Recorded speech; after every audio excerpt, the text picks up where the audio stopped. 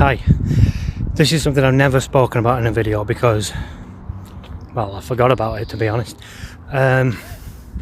When we lived with my mum in the 80s, me and my sister, it would have been like the late 80s, mid to late 80s, somebody told us, if you get up at night there's a monster that lives in the attic, but it can only see you if it can see your feet.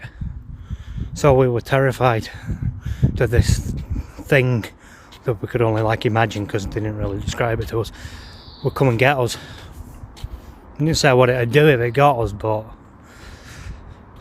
we just, I don't know, I can't speak for my sister, but speaking for myself, all I can say is, all I could think of at the time was if it got me, it wouldn't be good. It's a monster, you know, it's not going to be good, is it? And the other thing is as well, somebody else, some other genius, told us at the back of the house a witch lived in it. Now when I say a witch, you're going to get all the things that you get these days. I'm not talking about like, you know, Sabrina the Teenage Witch or something like that. To me, a witch, especially then, was like the Wicked Witch of the West from The Wizard of Oz, or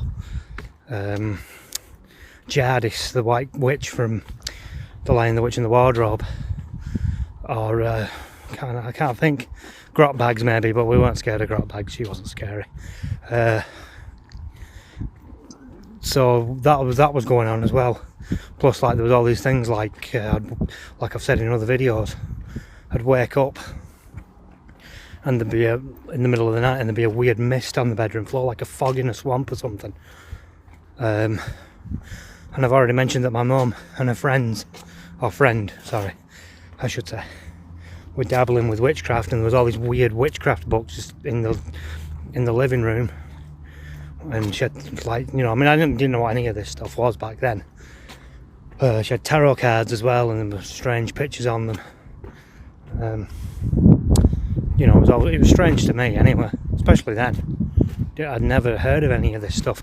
Before I lived with my mum, we lived with our grandparents, apart from that 2 months that we lived with our dad, but whatever. And they didn't have anything like that. It was just like, just everyday people, you know. Nothing like that anyway. I don't know, it's hard to explain because the world's changed so much since then. There's so many things that people do now that people back then wouldn't even dream of doing. So yeah, it was weird. And you know, then it was the same house where I saw that weird shadow that I call the vampire as well, or Nosferatu. Sorry, I've kind of lost my train of thought now. God, it's annoying. Yeah, so anyway, we were told there was a monster in the attic, and a witch who lived behind us who was going to get us. I remember one day, there was a group of us, we were just messing about.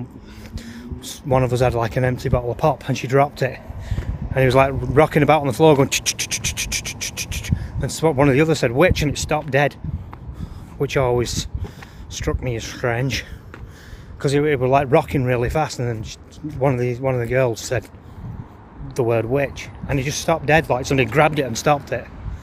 So I thought that was strange. Sorry, I'm repeating myself. But yeah, I'll leave you with this question. Did your parents ever say that to you about a monster being in the attic, and if it could see your feet it will get you? I mean, I've since realised that they said that so we wouldn't get out of bed in the middle of the night, but it didn't really work because all we did was put our shoes on. Because my logic was, well, my shoes are on, it can't see my feet. My feet are in my shoes, it can't see my feet. You know what I mean? It's kind of stupid really, but that's what I thought at the time. I was still worried though. I still used to look up at the attic hatch and everything.